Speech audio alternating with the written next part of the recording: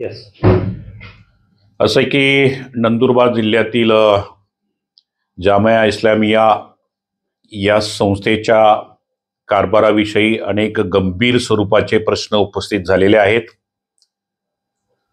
परकीय नागरिक Khaled Ibrahim Saleh याला पोलिसांनी अटक केल्यानंतर त्याला आश्रय देणारे या संस्थेचे चेअरमन गुलाम वस्तावनी व त्यांचा मुलगा हुझैफा गुलाम वस्तावनी याला पोलिसांनी तात्काळ अटक केली पाहिजे.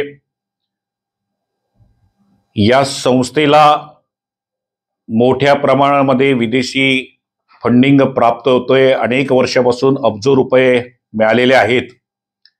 हे पैसे पाकिस्तान, बांगलादेश यासारख्या मुस्लिम राष्ट्राकडून आले आहेत का?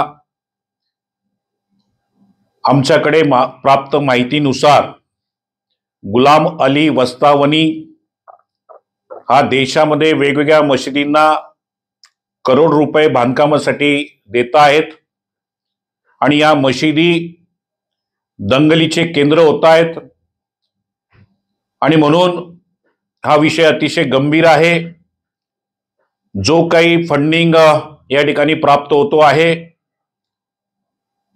त्याचा व्यवस्थित वापर होतोय की नाही, का काश्मीरमधील फुटीरवाद्यांना हा पैसा पुरवला जातोय, देशविघातक शक्तींना हा पैसा पुरवला जातोय, याची चौकशी झाली पाहिजे, अशा प्रकारची मागणी माझी आहे.